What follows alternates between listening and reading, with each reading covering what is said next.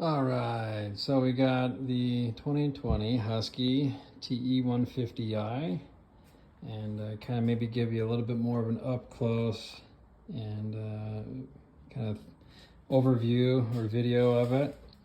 So throttle is good and snappy, and brakes are as usual, quite touchy on the Huskies and KTM's. But lots of power, adjusters on the top for rebound and compression, and overall, this is I don't know if you've really worked much with TPIs or not, but oil goes in here, and I put a little extra kind of a felt down here, so that way when the bike, if it's ever tipped over upside down, you got too much oil in it or whatever, it doesn't run down the center of the frame.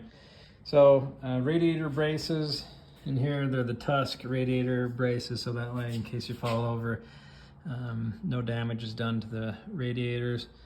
Still have the stock louvers in here. Oh, sorry, Enduro Engineering braces, not Tusk. Anyway, so front tire is it's an okay shape. Maybe another, I don't know, 20 hours maybe, and you can probably replace it. It just depends on what you like, kind of a thing. I do run the tube in the front, and just changed over to the Nitro Moose in the rear, not the regular Moose, but the Nitro Moose. Lasts a little bit longer, kind of looks like one of these things. This is the front. So if you actually want that, probably throw it in there too. They're usually like $100 and whatever dollars. That one's used.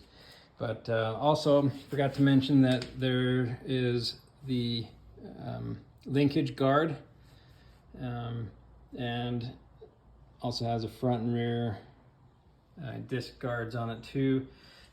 You'll notice, this has been tipped over obviously, but really what it's designed to do is kind of prevent punctures, and has done a really good job on that. No leaks out of that. Overall, just little tiny things here and there, and it's kind of down to the plastic, but really this is a good grippy seat. New cover. Plastics overall are in pretty good condition. What you'd probably expect for something that does get ridden.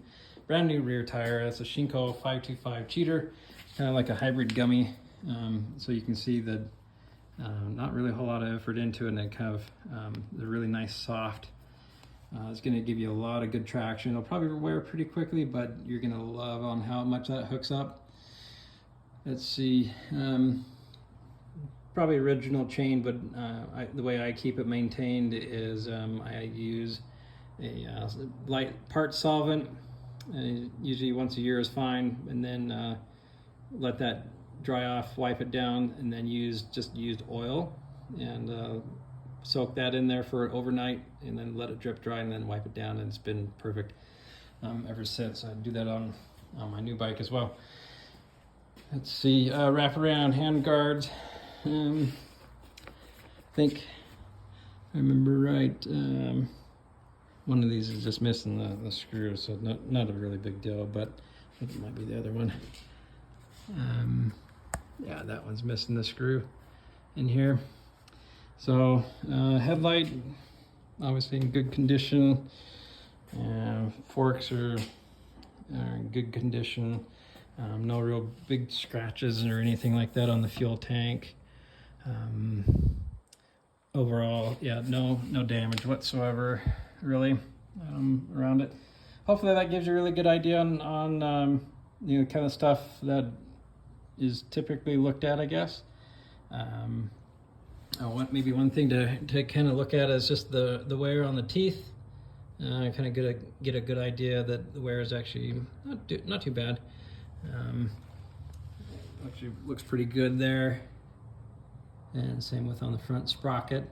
The kickstand is aftermarket because of its being lowered. Got a cover on the electrical device on this. I forget what it's called, but you don't want to break it comes with a plastic one, but put the metal one on there. It'll save you about $400 if you were to somehow get a stick in there and break it. Anyway, this is a air bypass screw. It helps just when on startup, just kind of helps keep the revs high, and just so that way it warms it up. Trying to think anything else. No major dents in the pipe. Guess I should have wiped that off better, but no, as you can see in here, things I typically look out when I buy a bike. No spooge around the head gasket or flange area, so that looks really good there. Overall, yeah, just really good condition. Hopefully that, again, it gives you just a good idea on kind of what you're buying, and hopefully that answers a few questions here and there. Can't really think of anything else to mention. Oh, actually I do. The spring is set up for, I think, 150 pounds. I do have another spring I could swap for. In fact, I kind of prefer to, if that's okay, just to kind of keep that around just in case. The springs and the forks, yeah, I think I might have some extra ones. You can have them if you want them. I don't have any use for them, but I don't know if those are softer. I think they are, but I don't think they're shortened at all. So just keep that in mind. Okay, that's it. And oh, I'll start it up for you. Make sure it's in neutral. And pull the air screw out.